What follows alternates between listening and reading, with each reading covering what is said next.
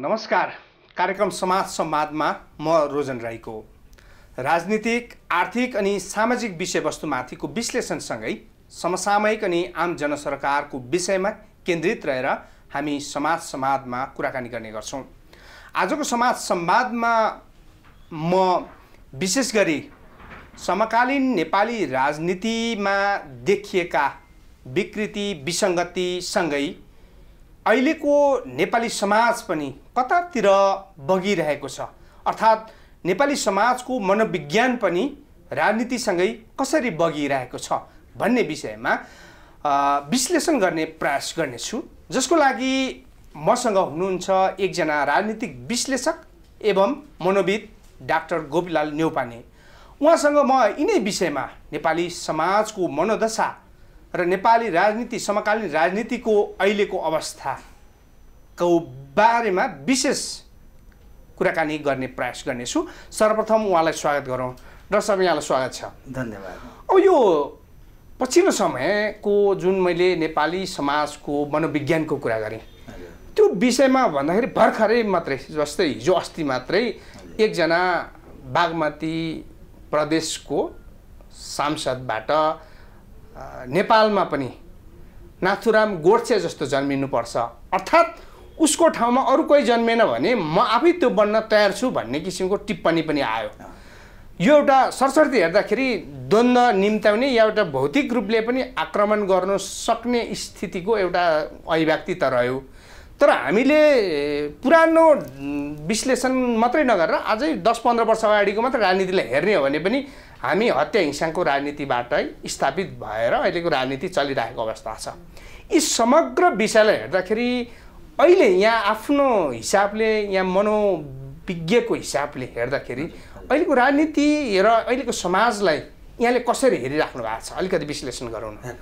यो जुन कुरा उहाँले गर्नु भएको छ, यो प्रधानमन्त्रीलाई नाथुराम गोडसे कि कोही हुनु पर्यो, नभए म पनि हुन तयार छु भन्ने किसिमको जुन कुरा उहाँले गर्नु भएको छ, हेर्नुहोस् यसको हाई प्रोफाइल थ्रेटहरू जो त्यो हाई प्रोफाइल थ्रेटहरू चाहिँ सबै थ्रेट चाहिँ लिथल, आक्रामक र त्यो एक्सनमा जाने खालका डेन्जरस हुँदैनन्।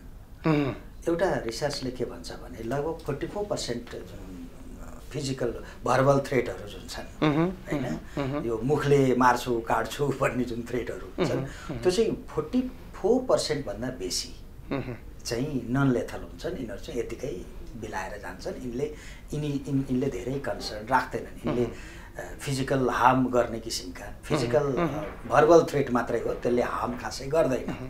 तर कानुनी रूपमा व्याख्या गर्दा त यसलाई पनि अपराधको हिसाबले लिइन्छ एकदम होइन। जस्तै यहाँले भन्दै हुनुहुन्छ र मैले पनि यहाँसँग जिज्ञासा राखेको चाहिँ कस्तो खालको समाज बनिरहेको छ नेपालमा अहिले यतिखेर, या नेपाली समाज कसरी अगाडि बढिरहेछ भन्ने हिसाबबाटै व्याख्या गरौँ भन्ने हिसाबबाट यसले चाहिँ के गर्यो त भन्दाखेरि म तपाईँकै पोइन्टमा आउँदैछु।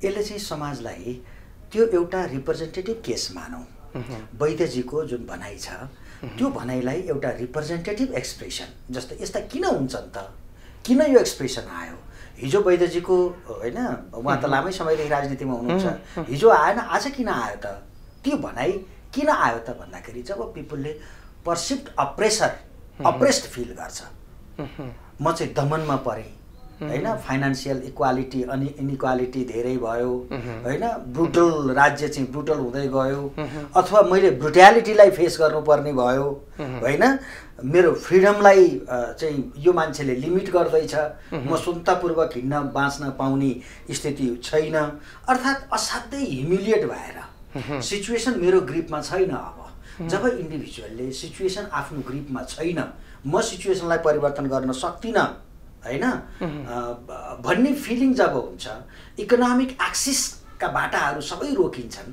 होइन, उसले आफ्ना कतिपय जुन गुनासाहरू हुन्छन् मान्छेका, ती गुनासाहरू जब भेन्टिलेट गर्न पाउँदैन, त्यो भेन्टिलेट गर्ने अवसर नपाएपछि मान्छे फिजिकल हार्म र फिजिकल थ्रेटतिर जाने हो। यसको मतलब के छ भने अहिलेको परिस्थिति चाहिँ या अहिलेको सरकार या अहिलेको राजनीति चाहिँ नागरिकको हितभन्दा ऐतिर गयो र नागरिकहरूकै तर्फबाट, जस्तै एउटा प्रतिनिधि पात्र भयो वैद्यजी होइन, उहाँको ठाउँबाट यस्ता थुप्रै किसिमका मान्छेहरूको मनमा त्यो किसिमको मनोभाव छ, त्यो प्रकट नभएको मात्र हो भन्दै हुनुहुन्छ यहाँले। एकदम एकदम यसले के दियो त भन्दाखेरि हामीले बुझ्दाखेरि चाहिँ व्यापक रूपमा नेपालमा नेपाली जनतामा आम रूपमा फ्रस्ट्रेसन छ। त्यो फ्रस्ट्रेसनको एउटा अभिव्यक्ति मात्रै हो वैद्यजीको। किन मार्ने मान्छेले संसदमा भनेर मार्दैन होइन, त्यसैले आक्रमण गर्दैन, त्यो एउटा भर्बल असासिनेसनको एटेम्प्ट भनौँ न, भर्बल एटेम्प्ट मात्रै हो त्यो। र यसको मतलब हामीले भित्र गुदीमा चाहिँ हामी कहाँ जानु पर्यो त भन्दाखेरि नेपालमा व्यापक रूपमा फ्रस्ट्रेसन छ र त्यो एउटा रिप्रेजेन्टेटिभ केस मात्रै हो र नेपाली जनतामा रहेको फ्रस्ट्रेसनलाई हामीले एड्रेस गर्नुपर्छ।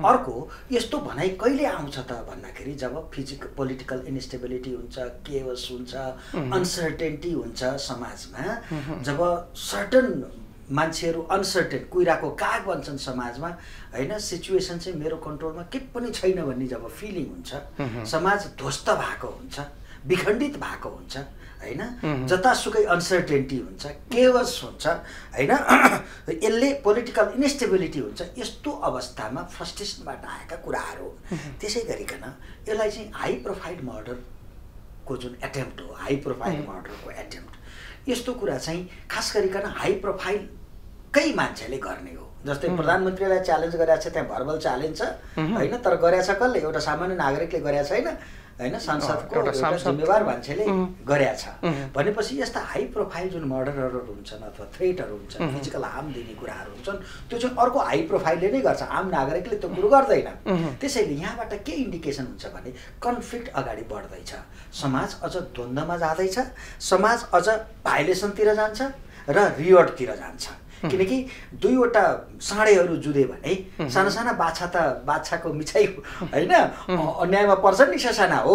त्यस्तै गरिकन हाई प्रोफाइल मर्डरका केसहरू, फिजिकल थ्रेटका केसहरू जब आउन थाल्छन् समाजमा, यसले के देखाउँछ भने समाज अझ थप अस्थिरतातिर जाँदैछ, रिवोर्डतिर जाँदैछ, भाइलेसनतिर जाँदैछ। के कारणले यस्तो अवस्था या यस्तो सिचुएसनको चाहिँ क्रिएट भइरहेको छ भन्ने अघि नै हामीले चर्चा गऱ्यौँ। हामीले चर्चा केमा गऱ्यौँ त भन्दाखेरि जब उसले मान्छेले पर्सिप्ड थ्रेट फिल गर्यो, अप्रेस्ड फिल गर्यो, मेरो फ्रिडम पनि यसले सिज गर्दैछ, केपीजीले मेरो फ्रिडम सिज गर्दैछ, केपीजीले रिसोर्स आफ्ना मान्छेलाई मात्रै दियो, हामीलाई एक्सेस दिएन, रिसोर्सको एक्सेस हामीसँग छैन होइन, मेरा स्वतन्त्रता पनि लिमिट गर्दैछ होइन, तपाईँको ब्रुटालिटी, उसको जति जहाँ जे भने पनि काहीँ सुन्दैन, ऊ ब्रुटल छ, बार रुल गराउन चाहन्छ ऊ होइन, अनैतिक छ, एकातिर मनपरीसँग खर्च गरेको छ, अर्कोतिर छैन। यो रिसोर्सको अनइक्वल डिस्ट्रिब्युसन रिसोर्सको जुन नपाउने मान्छे जो हुन्छ। हेर्नुहोस् रोजनजी, नेपालको स्थिति के छ भने अहिले 10% टप लेभलका मानिसले 90% रिसोर्स प्रयोग गर्छन्, क्याप्चर गर्छन् नेपालमा अहिले यता आएर। किनकि पेन्डेमिकले झन् रिसोर्स सेन्ट्रलाइज भयो, झन् फ्यु ह्यान्डफुल मान्छेको हातमा रिसोर्स सबै सेन्ट्रलाइज भयो, गरिबी बढ्यो त्यसले, इनइक्वालिटी बढ्यो त्यसले, पोभर्टी बढ्यो त्यसले। 90% पिपुलले चाहिँ 10% रिसोर्स मात्र अहिले प्रयोग गर्छ हार्डली, तर 10% अप्पर क्लासको मान्छेले भन्नुहोस् न 90%, लगभग 30 लाख मानिसले 90% रिसोर्स क्याप्चर गर्छन्। खोला उनीहरूकै, वन उनीहरूकै, गाडी उनीहरूकै, ठुल्ठुला घर उनीहरूकै, सत्ता उनीहरूकै, सिंहदरबार उनीहरूकै, ब्युरोक्रेसी सबै उनीहरूको। यसले के गर्यो त भन्दाखेरि जनताको हातमा केही पनि, ठुल्ठुला ल्यान्ड उनीहरूकै होइन, चाहे तपाईँ नेचुरल रिसोर्स भन्नुहोस्, चाहे अन्य रिसोर्सेसहरू भन्नुहोस्, मनिटरी फाइनेन्सियल रिसोर्स भन्नुहोस्, त्यो सबै रिसोर्स चाहिँ 10% मान्छेले क्याप्चर गर्यो, 90% त हेरै भयो। त्यसैले वैद्यको जुन एक्सप्रेसन छ, त्यो एक्सप्रेसन चाहिँ उनको मेरो विचारमा त्यो आम रूपमा आम नागरिकको एक्सप्रेसनको रूपमा हामीले लिनुपर्छ, त्यो रिप्रेजेन्टेटिभ। यसलाई अब अलिकति फरक ढङ्गले हेरौँ। जस्तै कानुनको पाटोबाट त वैद्यजी पनि अपराध रहनुभयो, तर अहिले सामाजिक अपराधको हिसाबले यहाँले भनिरहेको हिसाबले त अहिलेको राजनीति या अहिलेको राजनीतिको नेतृत्व गरिरहेको या मुलुकको नेतृत्व गरिरहेको प्रधानमन्त्रीले जनतामुखी काम गर्न सकेन।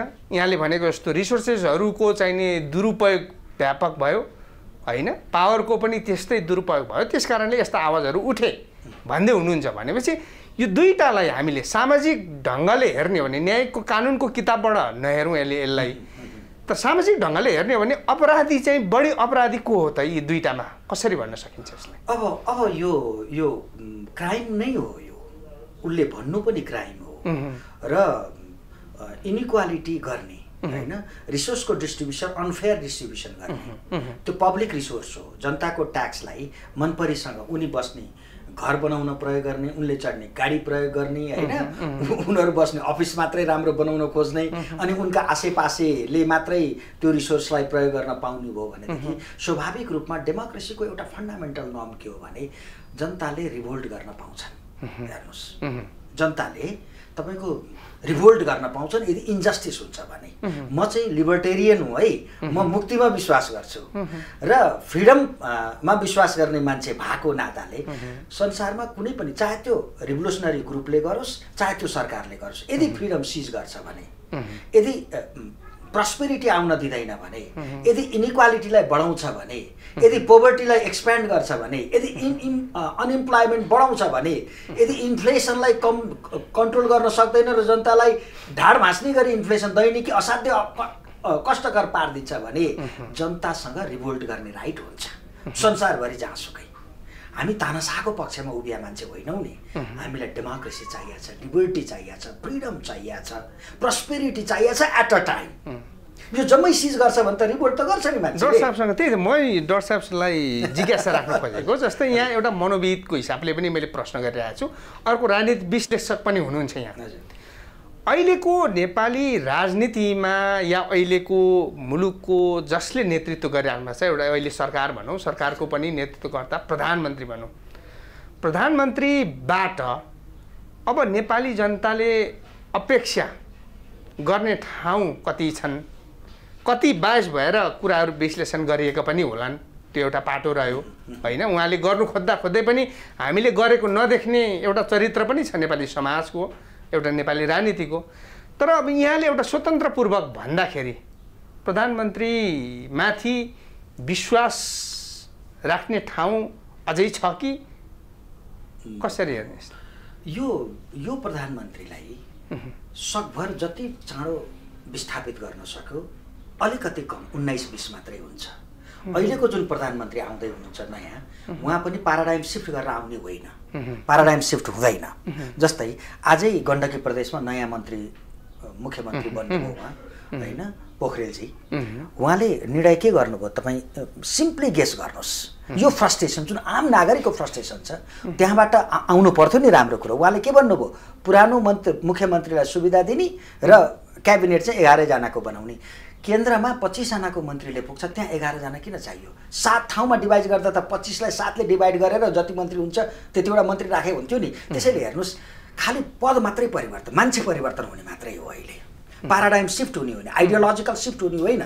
त्यसैले तर 19-20 चाहिँ हुन्छ। देउबाजीको पर्सनालिटी र केपीजीको पर्सनालिटीले अलिकति डिफ्रेन्स ल्याउने कुरो मात्रै हो। नत्र भने यो प्रधानमन्त्री गएर अर्को प्रधानमन्त्री देउबाजी आउँदाखेरि र्याडिकल चेन्ज आउँछ देशमा, व्यापक रूपमा फ्रस्ट्रेसन जुन छ त्यो कम हुन्छ म भन्दिनँ। तर यो प्रधानमन्त्री जति छिटो बिदा भयो त्यत्तिकै मुलुकको कल्याण हुन्छ। केही न केही मान्छेलाई होप अलिकति भयो नि जाग्ने सम्भावना छ। त्यसैले यो प्रधानमन्त्रीमा मेगालोमेनिया भन्छौँ हामी साइकोलोजीमा, मेगालोमेनिया यो भने चाहिँ पावरको हङ्गर।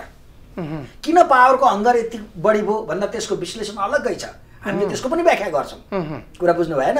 तर उहाँमा मेनिया भन्छौँ हामी, मेगालोमेनिया, त्यो पावरसँग एट्याच भएको भइ गर्ने विभिन्न कारणले, त्यो उनका आफ्ना रिजनहरू छन्, त्यो रिजनको कारणले उनले पावर छोड्न चाहेका छैनन्। त्यसैले उनी त्यो आफ्नो व्यक्तिगत स्वार्थले मात्रै कि हामीले पनि यस्तो खालको वातावरण बनाइदिउँ उहाँलाई त्यो चिजहरू जस्तै त्याग गरोस् भन्ने ठाउँबाट निस्किनलाई पनि उहाँलाई असहजता हामीले पनि बनाइरहेका छौँ कि या नेपाली राजनीतिले त्यो वृत्तले बनाइरहेको त होइन? एकदम म त्यसमा एकदमै सहमत छैन, किनभने तपाईँ र मसँग केही छँदै छैन। मैले भन्नु खोजेको, मैले तपाईँ र हामीले भन्नु खोजेको अरू दलहरूले, प्रतिपक्षी दलहरूले या उहाँका सहकर्मीहरूले पनि त्यो किसिमको वातावरण बनाए। एकदमै होइन, एकदमै होइन, किनभने उहाँकै दल रोएर बिचरा माधवजीहरू त बाहिर हिँडिरहनु भएको छ नि। उहाँले कसलाई टिकाउनु भएको छ? एकोमोडेसन, डेमोक्रेसी भने एकोमोडेसन पनि होइन, एडजस्ट पनि गर्नु पर्दैन। एक्लै हिँड्नलाई त निरङ्कुश त यो व्यवस्था चाहिँदैन नि। हिजो राजाको हामीले फाल्यो किन भन्दा त्यो एक्लै हिँड्यो, कसैलाई सोधेन, पार्टिसिपेसन भएन भनेर न हो। हामी पार्टिसिपेसनलाई विश्वास गर्ने मान्छे, इन्क्लुसिभलाई विश्वास गर्ने मान्छे होइन सबैलाई एकोमोडेट गरेर लिएर जानुपर्छ भनेदेखि किन त्यसो भने त भन्दा यो देश केपीजीको जति हो एउटा सडकमा हिँड्ने नाङ्गै खुट्टा हिँड्ने मान्छेको पनि त्यत्तिकै हो रोजजी त्यसैले सबैलाई एकोमोडेट गरेर राज्य चलाउनु पर्छ भन्ने फिलोसफी हो नि त डेमोक्रेसी भन्ने उहाँ एक्लै हिँड्न पाउनुहुन्छ त्यसैले उहाँलाई कसैले रोकेका छैन उहाँले राम्रो काम गरे उहाँले नै हो आज जुन स्थितिमा उहाँ हुनुहुन्छ प्रधानमन्त्रीजी मेगालोम्यानियक भएर जुन बस्नु भएको छ उहाँ छिटोभन्दा छिटो बिदा हुनु सबभन्दा राम्रो हुन्छ रह्यो कुरो हाम्रो वैद्यजीको म अलिकति सन्दर्भ जोडिहालौँ वैद्यजीको सन्दर्भमा उहाँको पर्सनालिटीको टेस्टिङ हामी कहाँ यो छैन होइन उहाँमा केही पैथेटिक सोसलप्याथ न्युरोसिस साइकोसिस केही प्रब्लमहरू पर्सनालिटीमा केही प्रब्लमहरू हुनसक्छ त्यो पर्सनालिटी प्रब्लममा हामीले अलिकति स्टडी गर्नुपर्छ उहाँका मेन्टल इलनेसहरू केही छन् कि मेन्टल डिजिजहरू केही छन् कि होइन उहाँमा केही मेन्टल होइन पर्सनालिटी डिजअर्डरका केही सिम्टम्सहरू छन् कि होइन आदि इत्यादि कुरो हामीले उहाँको क्रिमिनल हिस्ट्री पो केही छ कि त्यो चाहिँ हामीले छैन उहाँलाई मैले जानेअनुसार उहाँ योभन्दा अगाडिदेखि नै सामाजिक सेवामा निरन्तर लागिरहेको मान्छे राजनीतिमा त छँदै हुनुहुन्थ्यो त्यस कारणले मान्य हुनुहुन्छ होइन हुन त अहिले मान्य हुनलाई पुरानो राजनीति लिगेसी पनि चाहिँदैन योगदान पनि चाहिँदैन पैसा र नेता खुसी भयो भने पनि हुने चलन छ तर उहाँ भले त्योभन्दा अलिक पृथक ढङ्गले आउनु भएको छ पशुपति विकास कोषको कोषाध्यक्ष भएर पनि काम गरिराख्नु भएको छ र उहाँलाई हामीले जाँदा आउँदाखेरि पशुपति आसपासमा भेट्दाखेरि उहाँको त्यो किसिमको यहाँले आशंका गरे जस्तो हामी देख्दैनौँ बाहिरबाट होइन यहाँ भित्री कुरा तर अब त्यसो भनिराख्दाखेरि त फेरि के पनि भयो भने अहिलेको राजनीतिक वातावरणले त्यस्तो खालको अवस्था सिर्जना गर्यो भन्ने जुन हामीले तर्क गरिरहेका छौँ अहिलेको सामाजिक उत्तरदायित्व बेगरको सरकार जनमुखी हुनु नपर्ने त्यस्ता किसिमको मनपरी तन्त्रबाट चलेको कारणले यस्ता खालका चाहिँ घटनाहरू या यस्ता किसिमका आवेगहरू उत्पन्न हुन्छ यहाँले भन्दै गरेको विषय अलिक फरक पर्ला त्यस कारणले आम मान्छेहरूले पनि यो सोचेको छ भन्ने यहाँले अनुमान गर्न सक्नुहुन्छ कि हुनुहुन्न हेर्नुहोस् यो जुन यो पर्सनालिटी भन्ने चाहिँ कस्तो चिज हो भने यो तुरुन्तै मुड स्विङ भन्छौँ नि हामी साइकोलोजीमा यो इमिडिएट चेन्जेस भइराखेको हुन्छ हेर्नुहोस् एकछिन अगाडि एक किसिमको मान्छे एकछिन पछाडि अर्कै किसिमको भइराखेको हुन्छ त्यसैले यस्तो अभिव्यक्ति दिइसकेपछि नरोत्तमजीको केसमा उहाँलाई साइकोलोजिकल टेस्टिङ गर्नु जरुरी छ उहाँको पर्सनालिटीमा केही प्रब्लमहरू छन् कुनै न कुनै साइकोप्याथेटिक हुनसक्छ सोसल प्याथ हुनसक्छ अथवा साइकोसिस हुनसक्छ न्युरोटिक हुनसक्छ होइन किनभने यो लेभलको अभिव्यक्ति दिनु भने चाहिँ इट्स यो इन्भेस्टिगेसन अन्डर इन्भेस्टिगेसनको अभिव्यक्ति हो त्यसले सांसदलाई त्यो फ्रिडम चाहिँ छ बोल्न चाहिँ पाइन्छ तर कानुनले बोल्न पाइन्छ ठिक छ कानुनले गर्दैन तर एउटा एकाडेमिक रेकर्डको लागि र भोलि समाजमा आउन सक्ने होइन अप्ठ्याराहरूलाई होइन किन यस्तो अभिव्यक्ति चाहिँ कस्तो पर्सनालिटी ट्रेन्डबाट हामीलाई एकाडेमिक स्टडी पनि त चाहियो त्यो अभिव्यक्ति आउनुको पछाडिको पर्सनालिटी के रहेछ त मेन्टल स्टेट के रहेछ होइन मेन्टल इलनेस छ कि छैन केही भनेर त्यो हेर्नु जरुरत हुन्छ त्यसैले उहाँ साइकोलोजिकल टेस्टिङमा जानु राम्रो हुन्छ भन्ने मात्रै भने अब हामी अघि कुरा गर्दै थियौँ अहिलेको समकालीन राजनीतिमा राजनेताहरूमा पार्टीहरूमा अब देखिएका समस्याहरूको बारेमै हामी अलिकति छलफल गर्दै थियौँ जस्तै अब नेपालको सन्दर्भमा भनौँ न अहिले हुन त विश्वभरि अनेक किसिमका राजनीतिक घटनाक्रमहरू उपक्रमहरू चलिराखेको छ तर नेपालको सन्दर्भमा नीति नैतिकता विधि पद्धतिबाट राजनीति चल्नुपर्छ भन्ने मान्यता त सबैको सर्वमान्य मान्यता भयो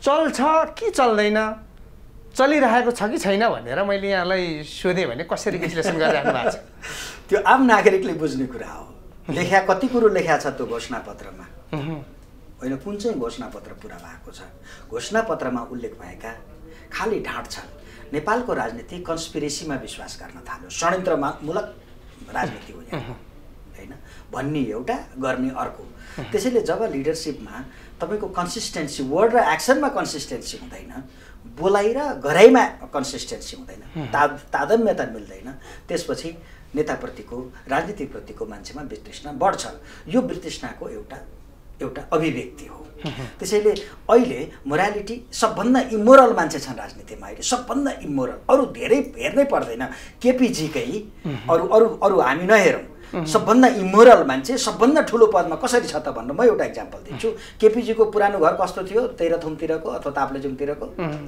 त्यो झुप्रो। आज केपीजीसँग 6वटा घर छन्, कहाँबाट आए ती? उहाँले हिँड्ने चढ्ने गाडी करोडौँको गाडी।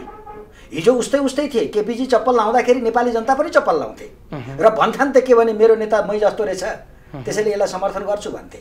आज केपीजीको अनुहार, केपीजीको घर, केपीजीको फुर्ती फार्ती एकातिर छ भने नेपाली जनता हिजो जस्ता चप्पल लाउने थिए, टोपीबाट टोपी निस्केका थिए, लाउनलाई थिएन, खानलाई थिएन, रोजगारीलाई भारतको काला पहाड जानुपर्ने बाध्यता थियो, अथवा अहिले पनि निरन्तर छ। अहिले पनि निरन्तरता छ। जनता र नेताको बिचको ग्याप यति बढ्यो कि जनता गरिब हुँदै गए, दुब्लाउँदै गए र नेता मोटाउँदै गए र अझ भन्दैछन् तिनै कि म जनताको पक्षमा काम गर्छु। यो भन्दा अनैतिकता अरू केही हुन्छ?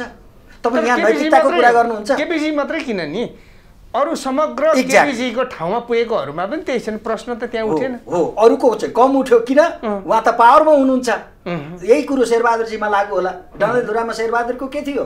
के छ? कुन हैसियत हो शेरबहादुरको? इकोनोमिक हैसियत। आज हेर्नुहोस् 6-7-8 रोपनीको बङ्गला यही हो। कहाँबाट आयो? उहाँको व्यवसाय के हो? खोज्नुहोस् न तपाईँ, पत्रकारहरूले खोज्नुहोस् न उहाँको व्यवसाय। What is your business to earn accumulate that amount of capital भनेर सोध्नुहोस् त। तपाईँको व्यवसाय कहाँ हो? तपाईँको तलब कति हो? होइन, अब यो पत्रकारहरूले खोज्नु पनि बेकार छ कि यो त स्वाभाविक हो भन्ने ठान्ने नेपाली समाजले नि, जस्तै हामीले खोजिदिने या पत्रकारहरूले खोजिदिने भनेको पनि अस्वाभाविक लागेको विषयहरू अलिक उजागर गर्ने भने अहिले समाजले नै स्वाभाविक ठानिसक्यो नि त डाक्टर साहब अहिले। एकदम। त्यसैले यो किनभने जति तपाईँ गरिबी बढ्छ, इनइक्वालिटी जति बढ्छ नि रोजनजी, त्यत्तिकै सम्पत्तिको मोह मान्छेले, जस्तै देश चाहिँ अफिस जस्तो हुन जान्छ। जस्तै म एउटा इक्जाम्पल दिन्छु। अफिसमा चाहिँ हाकिमको तलब र पिउनको तलब फरक पर्छ। त्यसैले पिउनले त्यो डिफ्रेन्स इन स्यालेरीको कारणले हाकिम साहब राम्रा कोट र लुगा लगाएर आउनुहुन्छ, गाडी चढेर आउनुहुन्छ। सबभन्दा तलको एसिस्टेन्ट कर्मचारी चाहिँ के गर्छ? उसको तलब पनि कम छ, चप्पल लाएर पैदल लुखुर लुखुर आउँछ। फलस्वरूप के भयो त भन्दाखेरि पिउनले हाकिमलाई नमस्कार गर्नु पर्यो। उसले तलबको डिफ्रेन्सले के गरायो? इकोनोमिक इनइक्वालिटीले उसले प्रेस्टिज फिल गर्यो। उसले त्यसलाई रेस्पेक्ट उसले अर्न गर्ने माध्यम बनायो बढी तलबले। देश पनि इनइक्वालिटी बढ्दै जाँदाखेरि देश एउटा अर्गनाइजेसन जस्तो भयो, नेपाल एउटा प्राइभेट कम्पनी जस्तो भयो। यो प्राइभेट कम्पनीले के गरायो त भन्दाखेरि बढी पैसा हुनेले बढी प्रेस्टिज पायो, त्यही हाकिमले पाएको जस्तै होइन। तल्लो तहका कर्मचारीले माथिल्लो तहलाई जसरी रेस्पेक्ट गर्छ, ठिक नेपालमा त्यस्तै हो। किन? पैसा धेरै हुँदाखेरि मैले रेस्पेक्ट पाउँदो रहेछु, रेकग्निसन पाउँदो रहेछु भन्यो। अब फलस्वरूप के भयो त? हाकिमको राम्रो कार हुँदाखेरि हाकिम सबभन्दा राम्रो हुने भयो, अलिक कमजोर कार हुने हो भने यो हाकिमले काम गर्न सक्दैन भन्ने भयो, त्यही कर्मचारीले हेर्न थाल्छन्। त्यसैले हेर्नुहोस्, पोभर्टी बढ्दै जाँदाखेरि देश एउटा प्राइभेट लिमिटेड कम्पनीमा परिणत हुँदै जान्छ। र यो प्राइभेट लिमिटेड कम्पनीले चाहिँ के चरित्र के हो भनेदेखि यसले तल्लो तहका कर्मचारीले माथिल्लो तहका कर्मचारीलाई जसरी रेस्पेक्ट गर्छन् इकोनोमिक इनइक्वालिटीको कारणले। अहिले इकोनोमिक इनइक्वालिटी, आर्थिक असमानता बढ्दै गयो। यो असमानताले के गर्यो त भन्दाखेरि पैसा कमाउँदाखेरि प्रेस्टिज पाइने भयो। मनी चाहिँ केसँग जोडियो त? वेल्थ चाहिँ केसँग जोडियो? प्रेस्टिजसँग जोडियो, डिग्निटीसँग जोडियो। फलस्वरूप मान्छेले जसरी हुन्छ पैसा कमाउने भयो। यो इनइक्वालिटीको एउटा इन्टरप्रिटेसन हो, इनइक्वालिटीले ल्याएको परिणाम हो। त्यसैले हामीले जति आर्थिक असमानता बढाउँदै जान्छौँ, पैसाप्रतिको मोह त्यत्तिकै हुन्छ। अब यो असमानता किन हुन्छ त भन्दाखेरि कारबाही हुँदैन। तपाईँले जसरी सके पनि पैसा कमाए भयो।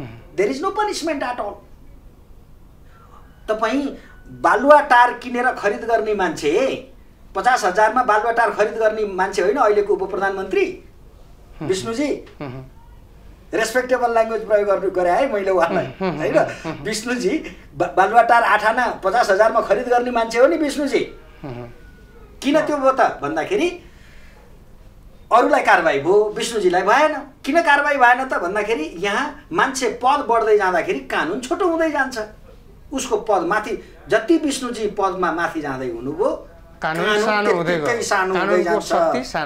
यस्तो देशमा हेर्नुहोस्, कानुन सानो हुँदै गएपछि मान्छे जसरी नै पावरमा बस्ने, जसरी नै पावरमा पुग्ने, किनकि उसले गरेका तमाम कुकृत्यहरू त स्वतः माफ हुन्छन्। त्यसैले यो अपराध हो। आर्थिक असमानता हुनु, पोभर्टी बढ्नु, अनइम्प्लोइमेन्ट बढ्नु, यो आर्थिक अपराध हो समाजको लागि। यो नघटाउन्जेलसम्म तपाईँले हामीले जति कुरा गरे पनि यो इरिलिभेन्ट कुरा, यो मेथड्समा टेक्निक्समा हामी परिवर्तन ल्याएर हुँदैन। हामीले जबसम्म फिलोसफीमा परिवर्तन ल्याउँदैनौँ, राजनीतिलाई बुझ्ने तरिकामा परिवर्तन ल्याउँदैन। अहिले राजनीति भने के भन्न सोध्नुहोस् त नेताहरूलाई, इट इज अ बिजनेस भन्छन्। राजनीति बिजनेस भन्ने एउटा माइन्डसेट भयो, राजनीति सोसल सर्भिस हो र म नोकर हुँ भन्ने अर्को माइन्डसेट भयो। तपाईँले जबसम्म राजनीतिलाई यो नोकर हो, सबभन्दा ठुलो नोकर चाहिँ राजनीति गर्ने मान्छे हो, जनताको सेवक हो र जनता चाहिँ मास्टर हो भनेर जबसम्म हामी स्थापित गर्न सक्दैनौँ यो बिजनेस होइन भनेर, पब्लिक फन्ड त्यसै मैले मिसयुज गर्नु हुँदैन भनेर जबसम्म हामी, जब जसले बिजनेस भन्छ त्यसले त पब्लिक फन्ड त मिसयुज गरिहाल्छ नि। किन यो सुरुवात कहाँबाट भयो त भन्दाखेरि मदन भण्डारीबाट सुरु भएको छ। मदन भण्डारीले के भन्नुभएको छ भने हामी पशुपतिमा चिम्टा बोक्नलाई राजनीतिमा आएको होइन भने के कमाउन आएको, म कमाउन आएको कमाउँछु। कम्युनिस्ट पार्टीले कमायो, काङ्ग्रेस पार्टीले कमायो, नभए 30 वर्षमा हेर्नुहोस् किन परिवर्तन हुँदैन। म एउटा इक्जाम्पल दिन्छु। टाउको दुख्या मान्छेलाई जति खप्नलाई गाह्रो हुन्छ एउटा ट्याब्लेट किनेर खुवाउनलाई गाह्रो हुँदैन नि रोजनजी। भनेको सफरिङ चाहिँ बढी गाह्रो हुन्छ, तर सफरिङलाई सपोर्ट गर्न बडो सजिलो छ। पसलमा गएर जाउनुहोस्, 2 रुपियाँको एउटा पेन किलर ल्याउनुहोस्, खुवाउनुहोस्, कति सजिलो छ। तपाईँले यो सबभन्दा सजिलो काम चाहिँ गर्नु भएन नि त। 30 वर्ष लाग्छ यो काम गर्नलाई। जनता पोभर्टीबाट सफर भएको भई गर्ने अनि तपाईँले एउटा ट्याब्लेट नखुवाउने गाह्रो त रहन्छ नि त। एउटा ट्याब्लेट खुवाउनलाई गर्ने कसले हो। किन यो भएन त भन्दाखेरि स्कुलिङ, गलत स्कुलिङ। नेपाल गलत स्कुलिङमा फस्यो, यो ट्र्यापमा परेको छ। जबसम्म हामी फिलोसफिकल सिफ्ट गर्दैनौँ, काङ्ग्रेस र कम्युनिस्टको परिवर्तन जबसम्म हामी यिनीहरूलाई ट्रान्सफर्मेसन गर्न सक्दैनौँ, अर्थात् वैकल्पिक शक्तिको निर्माण गर्न सक्दैनौँ जुन शक्तिले राजनीतिलाई सर्भिस भन्छ, आफूलाई नोकर भन्छ र जनतालाई मास्टर भन्छ।